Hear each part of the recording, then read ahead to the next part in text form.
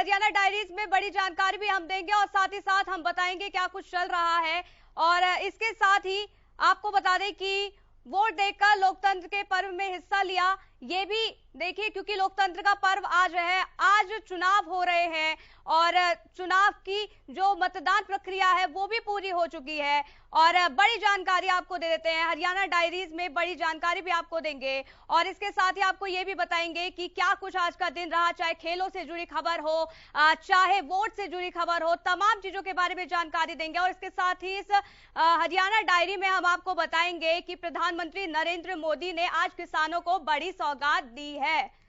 तो इसके साथ ही एक बड़ी खबर भी आपको बता देते हैं, वोट देकर लोकतंत्र के पर्व में हिस्सा लिया, ये सीएम ने कहा है। और इसके साथ ही देखिए तमाम बातों के बारे में भी आपको बताएंगे। तो हरियाणा डायरीज आप देख रहे हैं और इसमें जुड़ी तमाम बातें हम बताएंगे। 90 की स्ट्रेंथ है, 89 हो गए हैं। एक कैंडिडेट, एक जो इलेक्टर है अभी शेष है, शायद संभवतः 4 बजे तक वो भी वोट कर जाए। और मैं समझता हूँ कि जिस प्रकार का एक सारा वातावरण हमने देखा है, जैसी कैलकुलेशन हो रही है, उसमें भारतीय जनता पार्टी के जो प्रत्याशी हैं वो जीतेंगे और जो इंडिपेंडेंट कैंडिडेट हैं वो जीतेंगे। कांग्रेस के कैंडिडेट निश्चित रूप से हार का मुंह देखेंगे।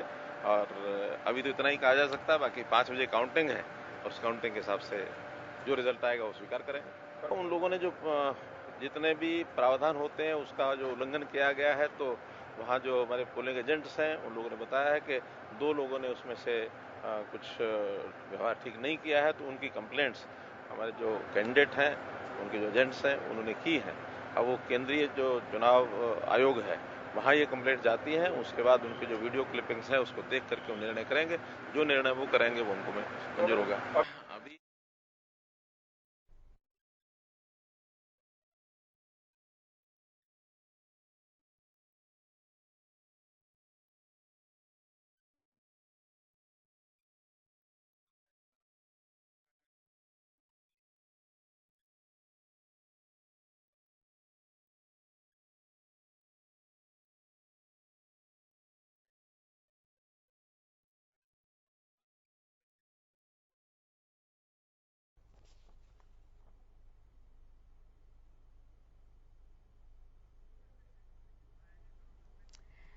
देखिए हम आपको बता रहे हैं आज, क्योंकि लोकतंत्र का पर्व है और ऐसे में वोट देकर लोकतंत्र के इस पर्व में हिस्सा ले, सीएम ने कहा है। आयोग है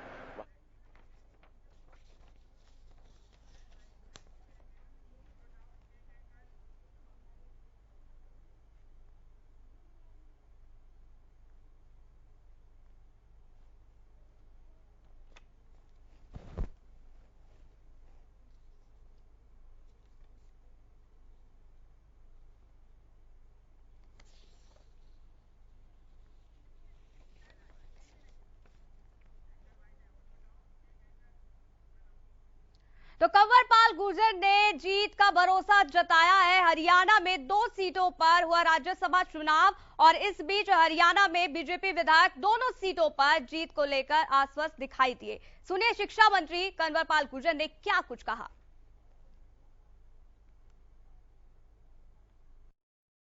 हम पूरी तरह से स्वस्थ हैं और एकदम निश्चित तौर से दोनों सीटें हम ही जीतेंगे।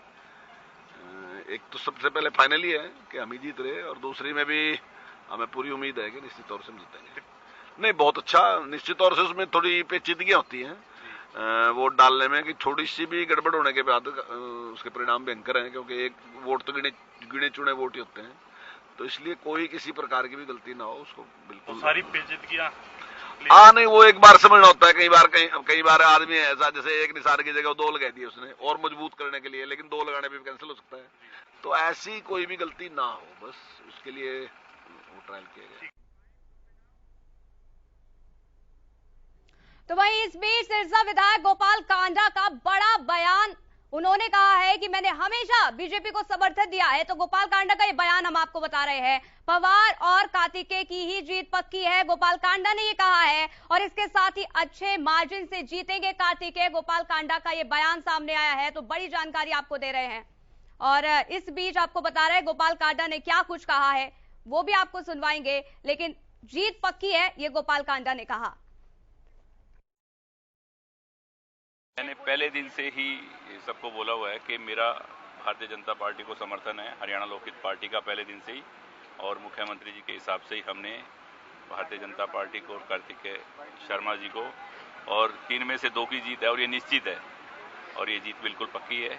मैं बहुत इससे वो हूँ कि दोनों, और मुझे लग रहा है मार्जिन भी अच्छा रहेगा। जिस तरह का मैं अंदर माहौल देखा है मैंने, जीत निश्चित है। मार्जिन का मतलब बढ़ने का मतलब कांग्रेस की तरफ से सारा है? अब कांग्रेस की तरफ से है या जिसकी तरफ से भी है, मन है लोगों का कार्तिकेय शर्मा जी को वोट देने का, तो ये जीत कार्तिकेय जी की पक्की है। वो वोट बिल्कुल कैंसिल ही होंगे, क्योंकि वो ये जो नियम है उसके अनुसार, कायदे के अनुसार काम नहीं हुआ तो वो कैंसिल होंगे। वो किन किन रिटर्निंग ऑफिसर को दर्ज हुई? हाँ, दर्ज हुई बिल्कुल। किन किन के थे ऐसे वोट?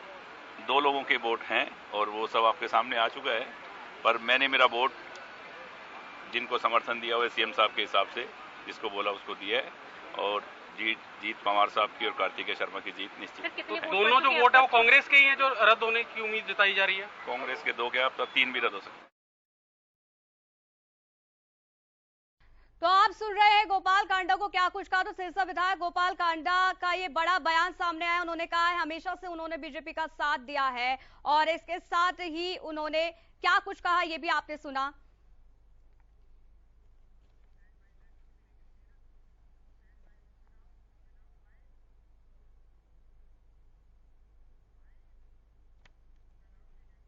तो सिरसा विधायक गोपाल कांडा के आपने बयान सुना, और अब हम आपको वोटिंग के बाद बिजली मंत्री रणजीत चौटाला ने क्या कुछ कहा है वो भी आपको सुनवाते हैं।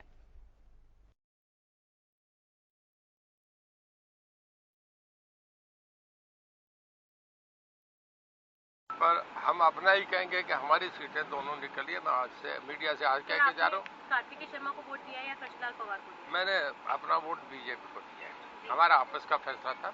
31 वोट से जो सरप्लस वोट होते हैं अपने आप ही वो, हाँ, सुनो ना, मैं मेरा ये आपका पहले क्वेश्चन रिप्लाई पूरी करूँ। हमारे जो सरप्लस वोट होंगे अपने आप ही कार्तिकेय शर्मा को ट्रांसफर हो जाते हैं।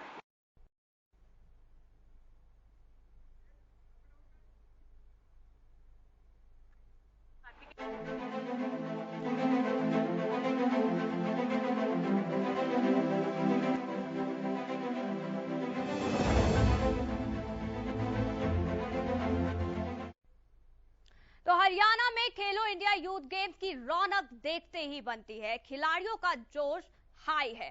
स्पोर्ट्स स्पिरिट के चलते देश भर के खिलाड़ी एक दूसरे से मुकाबला कर रहे हैं। खेलों के इस महाकुंभ में हरियाणा का जलवा बरकरार है। देखिए रिपोर्ट।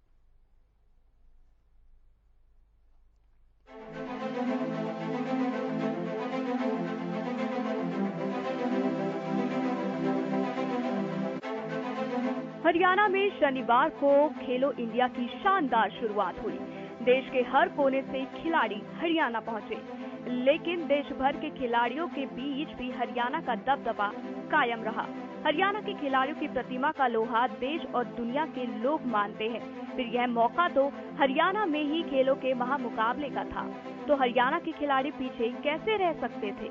यूथ गेम्स की मेडल टैली हरियाणा के खिलाड़ियों के जोश की गवाही दे रही है, जहां हरियाणा के खिलाड़ी ने एक बार फिर अपने दमखम की छाप छोड़ दी है। हरियाणा के खिलाड़ी कई गोल्ड मेडल्स के साथ नंबर 1 की पोजीशन पर काबिज रहे। रविवार को हरियाणा ने यूथ गेम्स में अपना पहला गोल्ड जीता। हरियाणा की वृंदा यादव ने साइकिलिंग कंपटीशन को जीतकर हरियाणा के लिए गोल्ड मेडल का खाता खोल दिया, जिसके बाद दूसरे खिलाड़ी ने भी मेडल की इस गिनती को आगे जारी रखा। हरियाणा के दूध दही से बने पहलवानों ने कुश्ती के मैदान में दूसरे राज्य के खिलाड़ियों को ऐसी पटखनी दी है कि 51 किलोग्राम कुश्ती में हरियाणा का क्लीन स्वीप रहा। इसके साथ ही 42 किलोग्राम भार वर्ग में शाहिल जागलान ने गोल्ड जीता। 51 किलोग्राम कुश्ती में रोनित ने गोल्ड मेडल जीता। 92 किलोग्राम कुश्ती में भी हरियाणा को स्वर्ण पदक मिला। 46 किलोग्राम भार वर्ग में भी हरियाणा को मिला स्वर्ण पदक। 46 किलोग्राम भार वर्ग में तन्नू ने जीता स्वर्ण पदक। 57 किलोग्राम भार वर्ग कुश्ती में ज्योति ने जीता गोल्ड मेडल। हरियाणा के अंतिम ने भी कुश्ती में जीता गोल्ड। वेट लिफ्टिंग का नया रिकॉर्ड। कुश्ती के बाद हरियाणा की महिला खिलाड़ी ने वेट लिफ्टिंग के कंपटीशन में भी खिलाड़ियों को पछाड़ने का काम किया। वेट लिफ्टिंग में उषा और भावना ने जीता गोल्ड मेडल। भावना ने 81 किलो वजन उठाकर बनाया रिकॉर्ड। महिला वेट लिफ्टिंग ज्योति यादव ने जीता गोल्ड। खेलो इंडिया यूथ गेम्स में बैडमिंटन एकल प्रतियोगिता में भी हरियाणा ने गोल्ड मेडल अपने नाम किया। हरियाणा की उन्नति हुड्डा ने स्वर्ण पदक जीतकर लोगों की वाहवाही लूटी। 14 साल की उन्नति हुड्डा लगातार खेलों में बेहतर प्रदर्शन कर रही है। हाल ही में प्रधानमंत्री नरेंद्र मोदी ने भी खिलाड़ियों से संवाद में उन्नति हुड्डा की सराहना की थी। बैडमिंटन के साथ ही हरियाणा के खिलाड़ियों ने शॉट पुट, हर्डल रेस में भी गोल्ड मेडल जीता। ओलंपिक के जैवलिन थ्रो मुकाबले में भारत को मिले गोल्ड के बाद खिलाड़ियों के बीच जैवलिन थ्रो को लेकर क्रेज बढ़ा है। यूथ गेम्स में भी हरियाणा की महिला खिलाड़ी दीपिका ने भी गोल्ड मेडल जीतकर जैवलिन थ्रो से जुड़े खिलाड़ियों के उत्साह को बढ़ाया। वहीं दिल्ली में गुरुवार को हुई शूटिंग प्रतियोगिता में हरियाणा ओवरऑल चैंपियन बनकर उभरा। गुरुवार को हुई लड़कियों के 10 मीटर एयर राइफल के फाइनल मुकाबले में हरियाणा की रमिता ने गोल्ड मेडल अपने नाम किया। इसी प्रतियोगिता में हरियाणा की ही खिलाड़ी हर्षिता ने कांस्य पदक जीता। खेलो इंडिया यूथ गेम्स में हरियाणा की छोरियां लगातार कमाल कर रही है। मंगलवार को महाराष्ट्र और हरियाणा के बीच लड़कियों की कबड्डी के फाइनल मुकाबले में हरियाणा ने स्वर्ण पदक हासिल किया।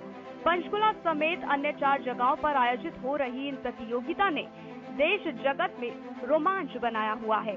महामुकाबले के बीच हरियाणा के खिलाड़ियों का हुनर देश प्रदेश के लोगों का दिल जीत रहा है।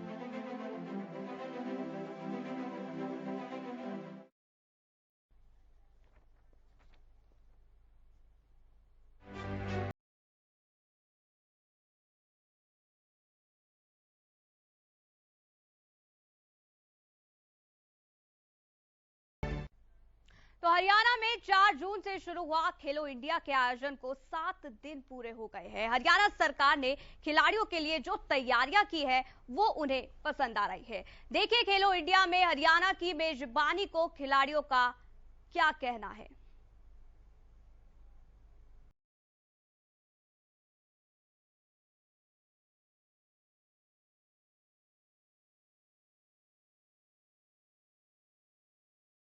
धाकड़ मुकाबला, खिलाड़ियों ने लगाई जीत की बाजी। मेडल की कतार, धुरंधर है तैयार। हरियाणा की मिट्टी और खेलों से इसका रिश्ता कितना खास है, ये झलक देश और दुनिया तक पहुंच रही है। हरियाणा ने खेलो इंडिया की मेजबानी के मौके को यादगार बनाने की हर कामयाब कोशिश की है। हरियाणा सरकार की महीनों की मेहनत का नतीजा है कि खेलों के आयोजन के लिए इंफ्रास्ट्रक्चर से लेकर दूसरी सुविधाओं ने खिलाड़ियों का मन मोह लिया है। तो कैसा प्रबंध है यहाँ पर? अच्छा है। तो खिलाड़ियों के लिए और वॉलंटियर्स के लिए अच्छा प्रबंध किया गया है? बहुत अच्छा प्रबंध किया गया। जी, किस तरह का प्रबंध है? आप इतने दिन से यहाँ पे आ रहे हैं तो कैसा प्रबंध देखने को मिला? अच्छा है। तो सभी चीजें ठीक ठाक हैं? बहुत अच्छे हैं। तो आगे भी चाहेंगे कि ऐसे खेल यहाँ पे होते रहें? हाँ जी।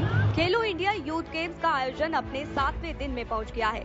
शुक्रवार को खिलाड़ियों के बीच तीरंदाजी, साइकिलिंग, फुटबॉल, बॉक्सिंग के मैच हुए। साथ ही table tennis, judo, hockey, basketball और स्विमिंग पूल के लिए भी खिलाड़ियों के बीच मुकाबला हुआ। इसके साथ ही कलारीपयट्टू और मलखम्ब के खिलाड़ियों ने भी एक दूसरे को टक्कर दी। यूथ गेम्स के जरिए खिलाड़ियों को वैश्विक स्तरीय प्रतिभा के लिए तैयार करने की ये पहल खेल जगत को नई मजबूती दे रही है। खिलाड़ियों के लिए खेलो इंडिया का मंच उस अवसर का सृजक करता है जहां खिलाड़ी अपने खेल के गुणों को दुनिया के सामने दिखा सकते हैं और पूरे हक से खेलों में आगे बढ़ने का मौका पा सकते हैं। खेलो इंडिया का ये 4था संस्करण को खास बनाने के लिए हरियाणा के जनप्रतिनिधि भी खिलाड़ियों का हौसला अफजाई करने में जुटे हैं। हर दिन खिलाड़ियों के बीच किसी न किसी जनप्रतिनिधि का पहुंचना खिलाड़ियों में नई ऊर्जा का संचार करता है। शुक्रवार को भी खेल मंत्री संदीप सिंह ने खिलाड़ियों के बीच पहुंचकर बॉक्सिंग मैच देखा और खिलाड़ियों से मुलाकात भी की। खेलो इंडिया के पूरे आयोजन को लेकर मुख्यमंत्री मनोहर लाल के मार्गदर्शन में खेल मंत्री ने इस आयोजन की तैयारियों पर बारीकी से नजर बना रखी है। हरियाणा में खेलो इंडिया का आयोजन हरियाणा वासियों के लिए गौरव का क्षण है, जिसे हरियाणा सरकार सुनहरी यादों के साथ संजो रही है। खिलाड़ियों के खाते में कितने मेडल आएंगे ये तो मुकाबले की पेचीदगियों के बाद ही तय होगा, लेकिन देश भर में आए खिलाड़ी हरियाणा धरती से संस्कृति और सत्कार का ऐसा अनुभव लेकर लौटेंगे जो उन्हें हमेशा याद रहेगा।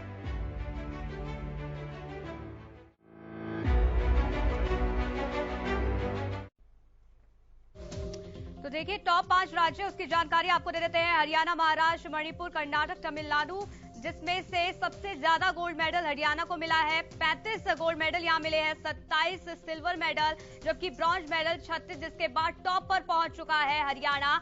कुल 98 यहां पर पदक मिल चुके हैं हरियाणा को।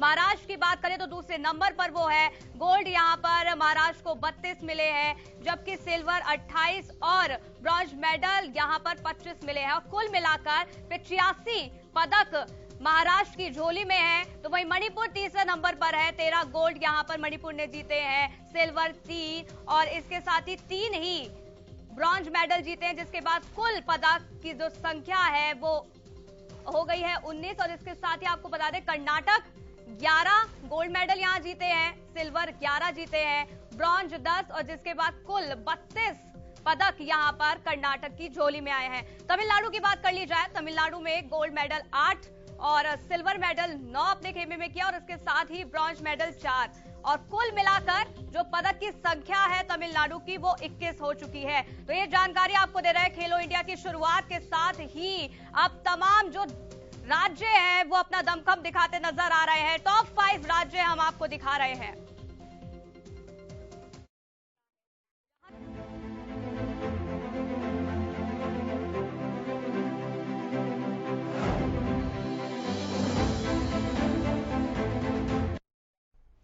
तो भाई मोदी सरकार ने एक बार किसानों को बड़ी सौगात दी है। किसानों ने आपको बता दें कि सरकार ने किसानों को 2022-23 के लिए 17 फसलों की एमएसपी बढ़ाने का फैसला लिया है।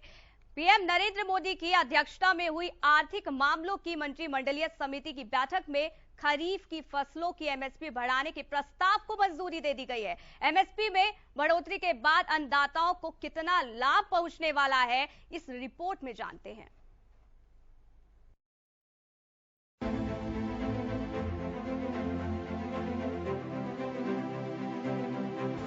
किसानों की बल्ले बल्ले, खरीफ फसलों की बड़ी एमएसपी, किसानों की आमदनी में होगा सीधा लाभ। केंद्र की नरेंद्र मोदी सरकार ने देश भर के किसानों को बड़ा तोहफा दिया है। खरीफ सीजन की फसलों पर न्यूनतम समर्थन मूल्य में भारी बढ़ोतरी की गई है। बुधवार को प्रधानमंत्री नरेंद्र मोदी की अध्यक्षता में हुई आर्थिक मामलों में मंत्रिमंडलीय समिति की बैठक में खरीफ फसलों की एमएसपी में बढ़ोतरी करने के प्रस्ताव को मंजूरी दी गई। केंद्रीय सूचना एवं प्रसारण मंत्री ने एक प्रेस कॉन्फ्रेंस को संबोधित करते हुए इस बात की जानकारी दी। उन्होंने कहा कि प्रधानमंत्री नरेंद्र मोदी के नेतृत्व में पिछले 8 साल में हमारी सरकार किसानों के हित में काम कर रही है। हमने लागत से 50% अधिक एमएसपी देने की शुरुआत की थी, जो आज भी जारी है। बीज से लेकर मिट्टी की सेहत तक, बीमा से लेकर सिंचाई तक, न्यूनतम समर्थन मूल्य से लेकर बाजारों तक एक व्यापक दृष्टिकोण से हर कदम पर किसानों का सशक्तिकरण हुआ है। आज की बैठक में माननीय प्रधानमंत्री मोदी जी के नेतृत्व में 2022-23 के लिए खरीफ की 14 फसलों की सब वैरायटी सहित 17 फसलों के न्यूनतम समर्थन मूल्य यानी कि एमएसपी का अनुमोदन किया गया है। और ये इसलिए भी महत्वपूर्ण है कि बुआई के समय अगर किसानों के ये आश्वासन होता है कि क्या दाम मिलने वाला है, तो उससे उनका मनोबल भी बढ़ता है और उनको दाम भी बेहतर मिल पाते हैं। लेकिन बड़ा बदलाव मोदी जी की सरकार आने के बाद हुआ कि बाकी फसलों को भी इसमें जोड़ा गया और किसानों की आय भी बढ़ी। हालांकि कृषि के बजट में भी जो बढ़ोतरी हुई वो आप सबके सामने है कि कैसे उसमें हजारों करोड़ रुपए की वृद्धि हुई। आज से कुछ साल पहले 2013-14 में जहां मात्र 21,000 करोड़ रुपए इसका बजट होता था, वो बढ़कर 1,26,000 करोड़ रुपया हुआ है। ये अपने आप में दिखाता है कि कितना बड़ा बदलाव इसमें हुआ है। एमएसपी में बढ़ोतरी के बाद नई कीमत की सूची में कितना बदलाव हुआ है, आपको ग्राफिक्स के माध्यम से दिखाते हैं। धान पुरानी कीमत 1,940, नई कीमत 2040। धान ग्रेड ए पुरानी कीमत 1960, नई कीमत 2060।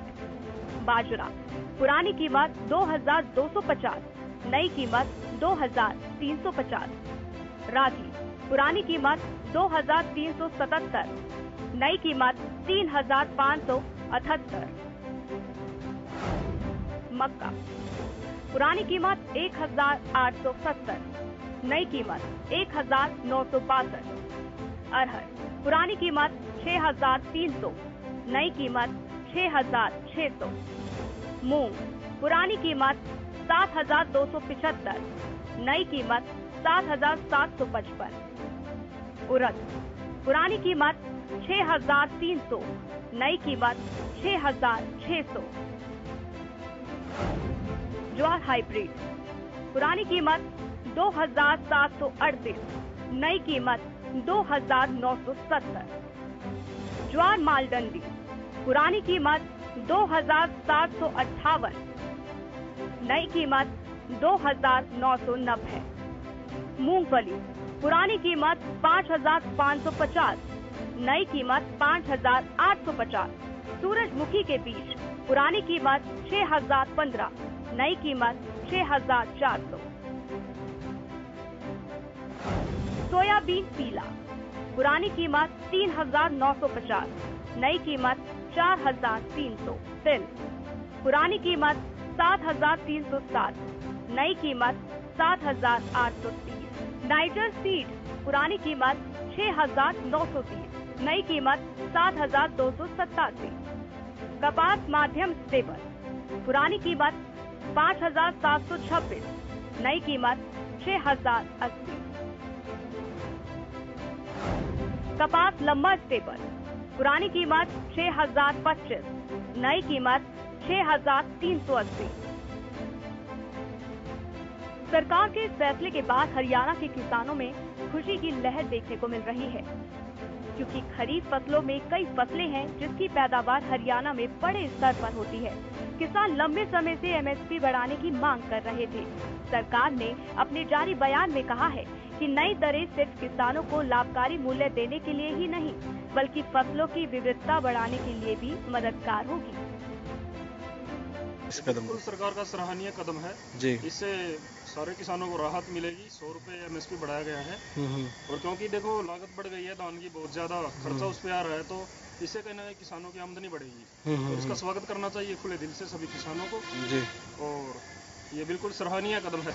सरकार जब से भाजपा सरकार आई है किसानों या सभी वर्गों के लिए कुछ न कुछ कार्य कर रही है जी। विशेषकर किसानों के लिए जब भी कोई भी उनके लिए रेट बढ़ाने की बात आई तो सबसे ज़्यादा भाजपा सरकार ने इसमें रुचि दिखाई और अभी धान में भी 100 रुपये बढ़ाए हैं। ये एक सराहनीय कार्य है सरकार का। सरकार द्वारा जो धान मक्का आदि फसलों का जो समर्थन मूल्य में बढ़ोतरी की गई है वह सराहनीय है। इससे किसानों को बड़ी राहत मिलेगी और ये किसानों के हित के लिए बहुत जरूरी थी। हम इसके लिए सरकार का बार बार आभार जताते हैं कि इन्होंने किसानों की सुध लेते हुए समर्थन मूल्य में एमएसपी में बढ़ोतरी की। देखिए जेन्युइन सी बात है, जो फसल 25 कुंटल 30 कुंटल खेत में निकलती थी, यदि उसमें 100 रुपये बढ़ोतरी है दान में, क्योंकि हमारे क्षेत्र में धान की रोपाई ज़्यादा की जाती है, तो आप समझ लीजिए कि 3 हज़ार के लगभग उसमें पर एकड़ में लाभ होगा। तो जो लाभ होगा उसका सीधा किसान को लाभ मिलेगा। तो इसी तरह से भाव में बढ़ोतरी बहुत जरूरी थी, किसानों की बार बार ये मांग रहती है, तो सरकार ने इसमें एक सार्थक कदम उठाया। हरियाणा के मुख्यमंत्री मनोहर लाल ने भी केंद्र सरकार के इस फैसले का स्वागत किया है। सीएम मनोहर लाल ने ट्वीट कर लिखा है, धान समेत 14 खरीफ फसलों की एमएसपी में बढ़ोतरी को स्वीकृति दी गई है, जिसके लिए मैं आदरणीय प्रधानमंत्री श्री नरेंद्र मोदी तथा केंद्रीय मंत्रिमंडल का हार्दिक धन्यवाद करता हूं। इस निर्णय से हरियाणा के मेहनती किसान भाइयों को बहुत लाभ होगा और निश्चित ही उनकी आय में वृद्धि होगी। केंद्र सरकार ने 15 खरीफ फसलों के न्यूनतम समर्थन मूल्य में 2022-23 के लिए रिकॉर्ड वृद्धि की है। पिछले साल अलग अलग फसलों के दाम में 70 से लेकर 752 रुपए तक की बढ़ोतरी की गई थी, लेकिन इस साल 92 से लेकर 523 रुपए तक का इजाफा हुआ है। मोदी सरकार ने किसानों की आय में वृद्धि के लिए हर साल न सिर्फ फसलों का सरकारी दाम बढ़ाया है, बल्कि इसके साथ ही उनका दायरा भी बढ़ा दिया है। पिछले 2 साल में ही MSP के 38.56 लाख लाभार्थी बढ़ गए थे। सरकार ने अपने अब तक के कार्यकाल में किसानों को MSP के तौर पर रिकॉर्ड पैसा भी दिया है। यानी सिर्फ फसलों का दाम नहीं बढ़ाया गया है, बल्कि उनकी खरीद और लाभार्थी की संख्या में भी इजाफा हुआ है। मतलब साफ है कि मोदी सरकार के दौरान MSP का दायरा काफी बढ़ गया है। ज्यादा किसान इस योजना का फायदा भी उठाने लगे हैं।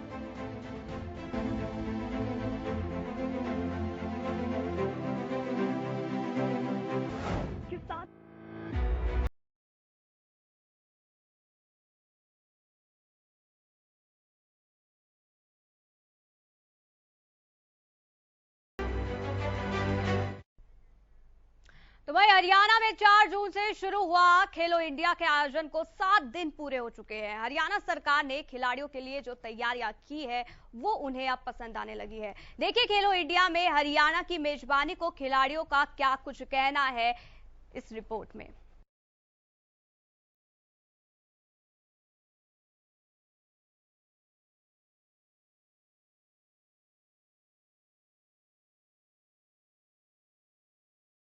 धाकड़ मुकाबला, खिलाड़ियों ने लगाई जीत की बाजी, मेडल की कतार, धुरंधर है तैयार।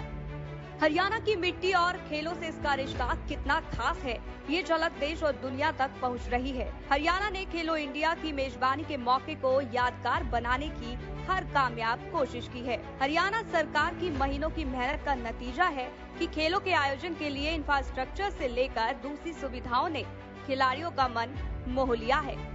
तो कैसा प्रबंध है यहाँ पर? अच्छा है। तो खिलाड़ियों के लिए और वॉलंटियर्स के लिए अच्छा प्रबंध किया गया है? बहुत अच्छा प्रबंध किया गया है। जी, किस तरह का प्रबंध है? आप इतने दिन से यहाँ पे आ रहे हैं तो कैसा प्रबंध देखने को मिला? अच्छा है। सभी चीजें ठीक ठाक हैं? बहुत अच्छे हैं। तो आगे भी चाहेंगे कि ऐसे खेल यहाँ पे होते रहें? हाँ जी। खेलो इंडिया यूथ गेम्स का आयोजन अपने 7वें दिन में पहुंच गया है। शुक्रवार को खिलाड़ियों के बीच तीरंदाजी, साइकिलिंग, फुटबॉल, बॉक्सिंग के मैच हुए। साथ ही table tennis, judo, hockey, basketball और स्विमिंग पूल के लिए भी खिलाड़ियों के बीच मुकाबला हुआ। इसके साथ ही कलारीपयट्टू और मलखम्ब के खिलाड़ियों ने भी एक दूसरे को टक्कर दी। यूथ गेम्स के जरिए खिलाड़ियों को वैश्विक स्तरीय प्रतिभा के लिए तैयार करने की ये पहल खेल जगत को नई मजबूती दे रही है। खिलाड़ियों के लिए खेलो इंडिया का मंच उस अवसर का सर्जक करता है जहां खिलाड़ी अपने खेल के गुणों को दुनिया के सामने दिखा सकते हैं और पूरे हक से खेलों में आगे बढ़ने का मौका पा सकते हैं। खेलो इंडिया का ये 4था संस्करण को खास बनाने के लिए हरियाणा के जनप्रतिनिधि भी खिलाड़ियों का हौसला अफजाई करने में जुटे हैं। हर दिन खिलाड़ियों के बीच किसी न किसी जनप्रतिनिधि का पहुंचना खिलाड़ियों में नई ऊर्जा का संचार करता है। शुक्रवार को भी खेल मंत्री संदीप सिंह ने खिलाड़ियों के बीच पहुंचकर बॉक्सिंग मैच देखा और खिलाड़ियों से मुलाकात भी की। खेलो इंडिया के पूरे आयोजन को लेकर मुख्यमंत्री मनोहर लाल के मार्गदर्शन में खेल मंत्री ने इस आयोजन की तैयारियों पर बारीकी से नजर बना रखी है। हरियाणा में खेलो इंडिया का आयोजन हरियाणा वासियों के लिए गौरव का क्षण है, जिसे हरियाणा सरकार सुनहरी यादों के साथ संजो रही है। खिलाड़ियों के खाते में कितने मेडल आएंगे ये तो मुकाबले की पेचीदगियों के बाद ही तय होगा, लेकिन देश भर में आए खिलाड़ी हरियाणा धरती से संस्कृति और सत्कार का ऐसा अनुभव लेकर लौटेंगे जो उन्हें हमेशा याद रहेगा।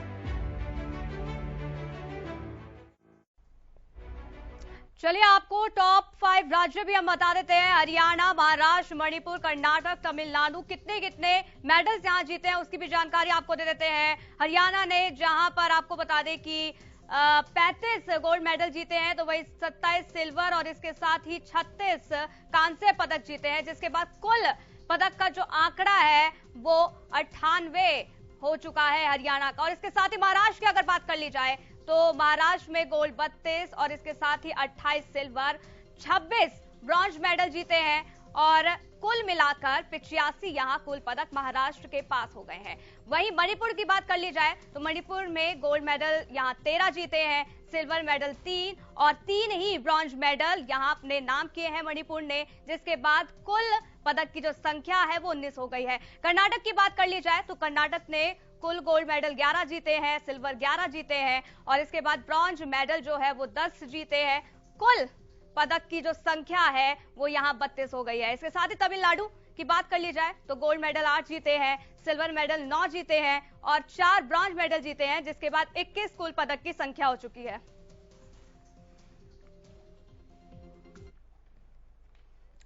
तो फिलहाल इस बुलेटिन में इतना ही। बने रहिए हरियाणा न्यूज के साथ। नमस्कार।